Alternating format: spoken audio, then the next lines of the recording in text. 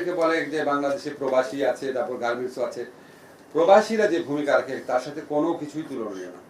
ওনারা এই সরকারে আপনার ডক্টর মোহাম্মদ ইউনূস স্যার, উনি আপনার ফোন করে যখন দিল্লি থেকে যারা স্টেশন শ্রমিক জেলে ছিলেন তাদেরকে দেশে আনার ব্যবস্থা করলেন, শত শত শ্রমিককে জেল থেকে বাংলাদেশে ফেরত পাঠানো হয়েছে। এরপর পরই তাছাড়া প্রবাসীরা এই ছাত্র জনতার যে আন্দোলন ছিল এটার সাথে একনিষ্ঠভাবে জড়িত ছিল। তো ওনাদের এই ভালোবাসার প্রতিফলন হচ্ছে ওনারা যে রেমিটেন্স পাঠাচ্ছেন। আর আমরা প্রবাসী কল্যাণ মন্ত্রণালয় থেকে কিছু কিছু পদক্ষেপ নিয়েছি রেমিটেন্সকে উৎসাহিত করার জন্য। তো এটার ফলশ্রুতি হিসাবে আমরা এই রেমিটেন্সের বৃদ্ধি দেখছি। আমাদের এই অর্থনৈতিক দুর্দশার সময় রেমিটেন্স না আসলে সত্যি দুর্দশায় পরিণত হতো, এবং আমরা ওনাদের প্রতি কৃতজ্ঞ। আর ভোটাধিকার কিন্তু এই কৃতজ্ঞতার ব্যাপার না, ভোটাধিকার ওনাদের নাগরিক হিসাবে অধিকার। বহু আগে এটার ব্যবস্থা নেওয়া উচিত ছিল। কেন রাজনৈতিক সরকারগুলো 5 বছর করে টাইম পেলে এটা নেয় নাই? আর ফ্যাসিস্ট সরকার ছিল 15 বছর। কথায় কথা বলতো নাকি ডিজিটাল বাংলাদেশ। ডিজিটাল বাংলাদেশ 15 বছরে ডিজিটালাইজ করে প্রবাসীদের ভোটাধিকার দেওয়া হলো না কেন? ঠিক না?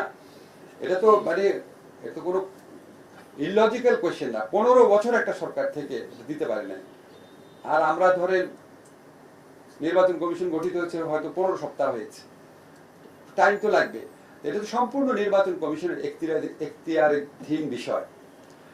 ওনারা বিভিন্ন পদ্ধতি পরীক্ষা করে দেখছেন। ওনারা কিন্তু প্রেস রিলিজও করেছেন। আমার সাথে ওখানে সচিবের সাথে যে মিটিং হয়েছিল আমি শুনেছি কি কি পদ্ধতিতে দেওয়া যায়। পোস্টাল ব্যালটের মাধ্যমে দেওয়া যায় নাকি, তারপরে আপনার ডিজিটাল মাধ্যমে দেওয়া যায় নাকি, প্রক্সি ভোট দেওয়া যায় নাকি, সবগুলো ওনারা পরীক্ষা করে দিচ্ছেন।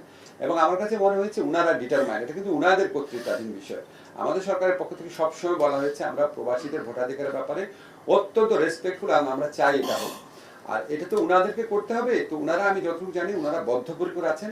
কোনো না কোনো প্রক্রিয়ায়, যদি সীমিতভাবে হলেও হয়, কোনো না কোনো প্রক্রিয়ায় ওনারা এটা করতে বদ্ধপরিকর, এটুকু আমি আপনাকে বলতে পারি।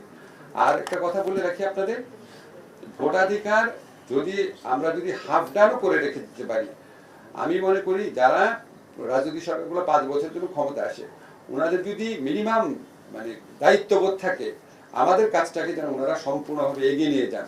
ধরেন আমরা হয়তো প্রক্সি ভোটিং করতে পারলাম, ওনারা সেই জন্য ডিজিটাল ভোটিং করেন বা আরো এটাকে এফিশিয়েন্ট একটা সিস্টেমে পরিণত করার চেষ্টা করেন।